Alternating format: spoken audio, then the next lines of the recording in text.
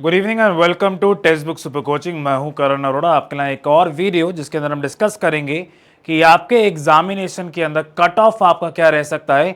अभी आपका एग्जामिनेशन जो 25 तारीख को आपका एग्जामिनेशन हुआ है, उसका एक्सपेक्टेड कट ऑफ हम डिस्कस करेंगे इस वीडियो के अंदर। उससे पहले कि मैं आपको कट ऑफ के बारे में बताऊं, उससे हम आगे चले, आपको मैं थोड़ा सा प्रोसीजर बता देता हूं, क्योंकि काफ़ी बच्चे ऐसे हैं जिनको पता ही नहीं कि आपका प्रोसीजर किस तरीके से चलता है, किस तरह कब आपका कट ऑफ आता है और कब आपका नहीं आता। देखिए, जब आपका एग्ज़ाम हो जाता है और मान के चल कि जब आपके सारे एग्जामिनेशन हो जाएंगे, तो लास्ट एग्जामिनेशन जो आपका है वो आपका सोशियोलॉजी का एग्जामिनेशन 29 तारीख को, उसके लगभग एक हफ्ते के बाद आप मानिए कि आपका एक आंसर की आएगा। उस आंसर की के अंदर कुछ दिनों का आपको टाइम दिया जाएगा, उसके अंदर आप उन आंसर को चैलेंज कर सकते हैं। अगर आपको लगता है कि भाई एनटीए की साइड से कोई गलत आंसर है और उस क्वेश्चन को आप चैलेंज करना चाहते हैं, तो आप वो क्वेश्चन भी चैलेंज कर सकते हैं। अदरवाइज आप उस आंसर की को एक्सेप्ट कर सकते हैं और आप आगे बढ़ सकते हैं। आगे बढ़ सकते हैं मतलब कि आपको वेट करना पड़ेगा, आप चैलेंज नहीं करोगे। उसके बाद आपका कट ऑफ जो है वो आपका निकाल दिया जाएगा कि ये कट ऑफ है, और उसके बाद आपका रिजल्ट बेसिकली डिक्लेयर कर दिया जाएगा। तो ये आपका प्रोसीजर रहता है। लेकिन अभी क्योंकि अभी आपका एग्जामिनेशन हुआ है, हमने एनालिसिस भी कर लिया है कि आपका डिफ़िकल्टी लेवल कैसे रहा, आपके क्या क्या क्वेश्चंस देखने को मिले एग्जामिनेशन के अंदर।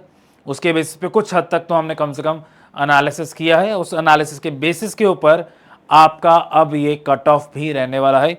तो आइए देखिए कि क्या आपका कट ऑफ रहता है। उससे पहले मैं आप सभी को बता दूं कि हमारा टेलीग्राम चैनल करण सर अंडरस्कोर टेक्स्ट बुक के नाम से आपका टेलीग्राम चैनल रहता है। आप इस कोड को स्कैन करके भी आप ये टेलीग्राम चैनल जो है ज्वाइन कर सकते हैं। उसके अलावा पिछले दो एग्जामिनेशन का सिर्फ एक बार कट ऑफ जो है एनालाइज कर लीजिए कि क्या क्या आपका कट ऑफ जो है वो रहा था। अगर हम आपसे बात करें, जो आपका री एग्ज़ाम हुआ था 30 अगस्त 2024 का, उसके अंदर जो आपका कट ऑफ था, उसको देखिएगा प्लीज़। लॉ के अंदर अनरिजर्व कैटेगरी के अंदर आपका 216 ये आपका जेआरएफ का कट ऑफ है। ये आपका जेआरएफ का कट ऑफ है। ये आपका फिर नेक्स्ट आपका 188 ये आपका नेट का कट ऑफ था, या असिस्टेंट प्रोफेसर बोल सकते हो। ये आपका पीएचडी का कट ऑफ था 166। तो 216 अगर हम जेआरएफ और नेट की बात करें, 216 और 188। उसके बाद अगर हम आ जाएं इसके अंदर, आ जाएं, आपका जो दिसंबर एग्जामिनेशन होता है या जनवरी 27 जनवरी को आपका एग्जामिनेशन हुआ था, उसकी इसके अंदर बात करी जा रही है। तो उसके अंदर लॉ के अंदर अनरिजर्व कैटेगरी के अंदर अगर मैं आपसे पूछूं कितना कट ऑफ गया था, तो 218 का आपका कट ऑफ गया था इसके अंदर। और नेट के अंदर आपका 194 का कट ऑफ था। तो काफ़ी हाई कट ऑफ माना गया था कि लास्ट टाइम आपको काफ़ी हाई कट ऑफ गया इसके अंदर 218 194। ये आपका जेआरएफ का और ये आपका नेट का है। 218 आपका जेआरएफ है और 194 194 वो आपका नेट का कट ऑफ है। उसी तरीके से अगर हम इस बार का एनालाइज करने की कोशिश करें कि इस बार का जो कट ऑफ है आपका वो किस तरीके से गया था, किस तरीके से जा सकता है, तो ये अब आपका है जो 25 जून 2025 को अब आपका एग्जामिनेशन हुआ है, मैं उसकी बात कर रहा हूँ। सारी कैटेगरीज का एक बार डिस्कस कर लेते हैं कि क्या कट ऑफ आपका रह सकता है। अभी पहले बात करते हैं असिस्टेंट प्रोफेसर की, मतलब हम बात कर रहे हैं नेट के एग्जामिनेशन की। तो नेट का क्या कट ऑफ रह सकता है, अभी हम इसके अंदर उसकी बात करें तो अनरिजर्व कैटेगरी के अंदर नेट का जो कट ऑफ आपका रह सकता है, पहले ही बता दो एक्सपेक्टेड कट ऑफ है, हमारा अनुमान है ये।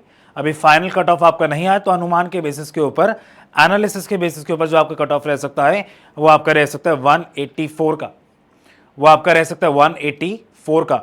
लास्ट टाइम अगर आप देखोगे तो आपका 194 था, तो लगभग आपका 10 नीचे गया है। मतलब क्या, 4 या 5 क्वेश्चंस मान के चलते हैं, 5 से लेकर 8 क्वेश्चंस ऐसे हो सकते हैं जिसका डिफरेंस इस बारी कट ऑफ पे पड़ सकता है, क्योंकि थोड़ा सा एग्जाम जो हायर साइड पे आया था।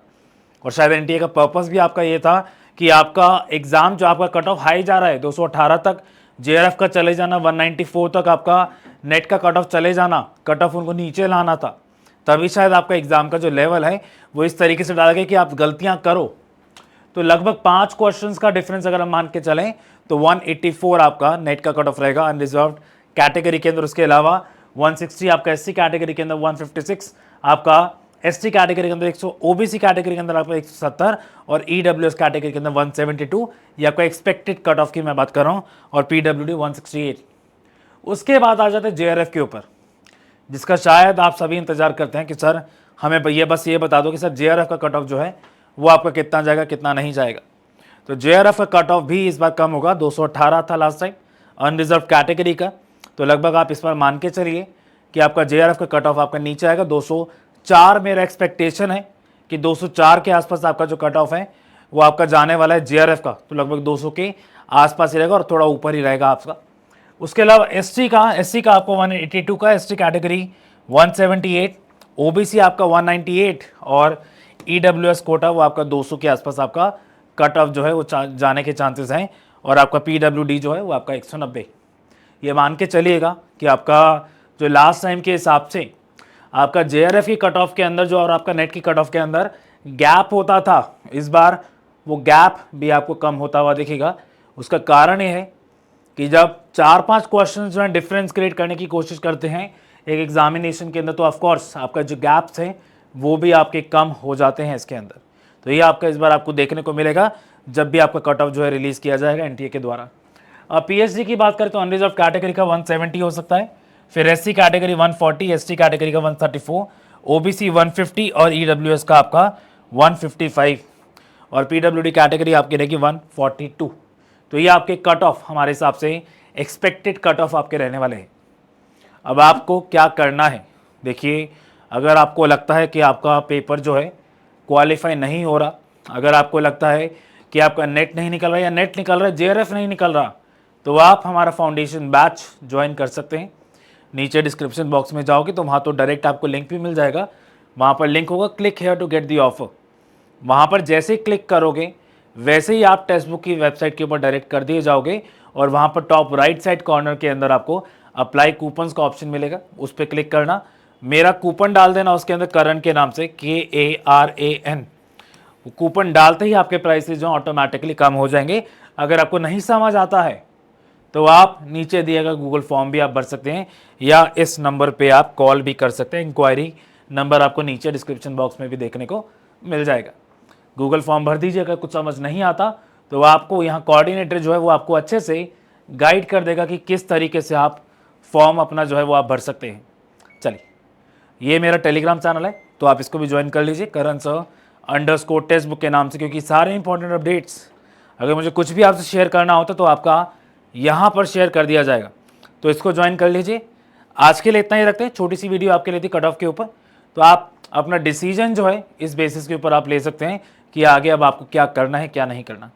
चलिए, good bye, see you in next lecture, good bye.